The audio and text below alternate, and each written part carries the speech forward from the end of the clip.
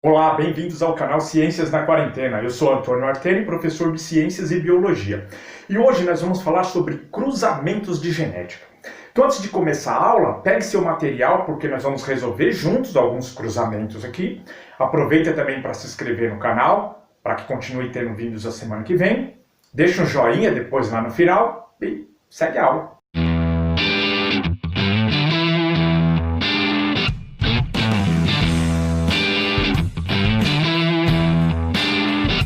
Então, para fazer os cruzamentos em genéticas, nós vamos usar o quadro de Punnett.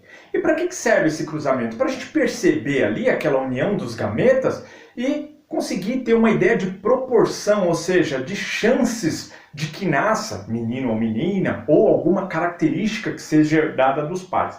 Então, antes de começar, lembra que nós falamos ali sobre os cromossomos humanos? Então, cada célula humana tinha 46 cromossomos, dispostos em 23 pares, e na produção das células sexuais ou células reprodutoras acontecia uma divisão que se chamava meiose, que era reducional, ou seja, se separava esses pares, ia 23 cromossomos para cada célula reprodutora, no caso o espermatozoide ou óvulo. Lembram também que o último par de cromossomos ali de uma célula humana representava o sexo? Na mulher representada por XX e no homem representado por XY. Então, quando acontece essa meiose, essa reducional, essa divisão, que se separa esses pares, cada célula reprodutora vai levar uma letrinha daquela. No caso da mulher, nos óvulos vai levar X ou X, vai ter óvulos com X e óvulos com X. No homem vai produzir espermatozoide com X e espermatozoide com Y, porque se separa esses pares. Então vamos fazer um cruzamento para a gente ter a ideia aqui de as chances, a probabilidade de nascer um menino ou uma menina. Certo? E quem dá essa característica? Então eu vou passar aqui para o canto para ficar melhor. Então olha lá. Então eu tenho como acontece esse cruzamento, como eu faço esse cruzamento nesse quadro de Punnett. Então a primeira linha, eu coloco a característica de um indivíduo, os genes de um indivíduo, e na primeira coluna de outro indivíduo. A ordem não muda. Eu posso colocar o da mulher aqui, feminino aqui, masculino aqui, não muda, mas tem que ser de um indivíduo aqui na linha e outro na coluna. A partir disso eu vou juntar os gametas, como acontecesse numa fecundação. Então olha só, imagine que esse espermatozoide fecundasse esse óvulo aqui. Então, olha aqui como acontece esse cruzamento. Eu junto esses dois aqui. Então, eu tenho X, que veio desse óvulo, certo? E eu tenho X, que veio do espermatozoide. Olha lá, vai ser uma menina.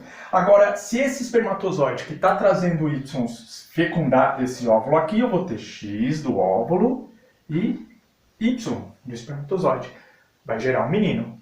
E assim por diante. Esse espermatozoide aqui eu vou juntar, fecundar com esse óvulo, vai ter X do óvulo e X do espermatozoide. E esse espermatozoide que traz o Y, se ele fecundar esse óvulo aqui, vai ter X do óvulo e Y. Então olha lá, eu tenho as chances de ter em 4, duas meninas e 2 meninos, ou seja, 50% de chance de menino ou menina.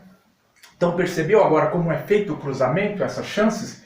Eu tenho toda essa junção desses gametas, certo? Agora, quando nós falamos de cruzamento entre vegetal, é a mesma coisa. Então eu sempre vou pegar esses gametas e juntar. Não é só os animais que possuem espermatozoide ali, claro, muda o nome aqui, mas são os gametas masculinos e femininos nas plantas também. Então vamos ver um pouquinho aqui das ervilhas. Agora, nesse cruzamento com ervilha, nós vamos usar uma outra característica presente nas ervilhas. A primeira, um cruzamento anterior que nós fizemos em outra aula, nós usamos a cor, amarelo e verde. Agora nós vamos usar a textura da ervilha. Tem ervilhas que têm uma textura rugosa e outras lisas. É o que nós vamos usar aqui. Então nós fizemos aqui a lisa, representada pelo azão, e a rugosa, azinho. Certo? Então eu montei o quadro aqui, com os possíveis gametas, também masculino aqui, feminino, na primeira linha. Também a ordem não muda, eu coloco sempre do feminino ou masculino, um numa coluna, outro na linha. certo? Então eu vou fazer aquele mesmo esquema de cruzamento, os possíveis união dos gametas. Então, ó, se esse gameta se juntar com esse, eu tenho aqui, ó, esse. Se esse gameta se juntar com esse, eu tenho... Lembrando que a ordem aqui também não muda, não altera. Eu coloco o A na frente, o Azão aqui, por conta de estética. Então vamos lá, continuando. Se esse gameta se juntar com esse, eu tenho esse. E esse gameta com esse. Então olha lá, lembrando que eu fiz um cruzamento entre duas ervilhas puras, uma lisa e uma rugosa puras, certo? Quando eu uso esse termo puro, que é igual aqui, eu uso homozigoto, tá? Olha lá, então eu tenho heterozigoto para diferentes, aqui foi o resultado, e homozigoto para iguais. Então eu tinha homozigoto puras, e o resultado deu 4, né? Heterozigoto iguais, ou seja, eu tenho o gene das duas aqui. Então ela carregou o gene a união das duas, tanto da lisa como da rugosa. Mas já tem um genes que ele tem a propriedade de dominar, se chama gene dominante, que é o que vai se expressar a característica depois do liso ou rugoso. Então olha lá, o dominante apenas na presença de um é a característica que vai se expressar a característica dele, no caso aqui da lisa. Então se eu tiver resultado azão, azão, vai ser lisa, e azão, azinho também vai ser lisa. Então eu tenho 4 resultados aqui 100% lisas, por conta... Eu tenho o gene da rugosa, mas o gene que domina, que vai expressar a característica é o azão. E aí aqui eu já vou fazer um segundo cruzamento, aquela que o Mendel fez, que ele fez a autofecundação. Eu tenho um segundo cruzamento de heterozigotos, ou híbridos aqui, certo? Então eu vou fazer a mesma coisa. Se esse gameta se juntar com esse, vai ser azão, azão. Se esse gameta se juntar com esse, vai ser azão, azinho. Se este gameta se juntar com este, azão, azinho. E se este gameta com esse, azão, azinho.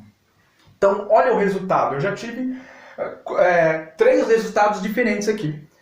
Eu tive uma lisa, pura, homozigótica. Quando eu falo homozigótica, ou homozigoto, eu falo que é iguais, heterozigoto ou heterozigótica, são diferentes. O que eu uso, presta atenção nesse primeiro aqui, hétero, diferentes, homo, iguais. Aí eu consigo distinguir as outras. Todos os resultados aqui. Eu tenho uma 100%, eu tenho uma total lisa, 2 resultados híbridos, só que com dominância, certo? Para lisa, e eu tenho um recessivo. Então me deu o seguinte, 25% dessas 4 sairia 25% lisa, 50% também lisa, mais heterozigótica, porque eu tenho um dominante aqui, e 25% rugosa. Então, quando eu tenho gene dominante, apenas na presença de um, é essa característica que vai se expressar. Agora, para expressar a característica do gene recessivo, ele precisa aparecer em dobro, em dupla, como esse aqui. Certo? Então, apenas na presença de um, o dominante é a característica que se expressa. E, para os dois, o recessivo. Agora nós vamos fazer outro cruzamento de codominância com animais. Então acompanha. Então, pessoal, nós vimos que aqui aquele primeiro cruzamento onde veio a característica do sexo, certo? Aqui não tem dominância nem recessivo, a letra é a característica que vem. Aqui na ervilha nós já vimos que tem uma característica dominante, outra recessiva, Agora aqui nós já temos a codominância, ou seja, 2 genes que dominam juntos, certo? E vamos ver o que acontece. Imagina que eu tenho 2 raças de boi, de gado. Uma com pelagem da mesma raça, uma com pelagem branca e outra com pelagem preta, certo? E nós vamos cruzar esses 2. Então, a com pelo branco, eu usei BB, Bezão, bezão, e a com a pelagem negra, eu usei NN, a pelagem escura. Então, vamos lá, eu coloquei a mesma linha aqui para um e a mesma coluna, para outro, um para o macho, para a fêmea, e vamos ver as possíveis junções aqui, o que vai dar. Então imagine se esse gameta de um se juntar com esse. Então eu tenho B e N. Este gameta com este, eu tenho B e aqui N. Este gameta com este eu tenho um B com N. E este gameta com este também. B com N.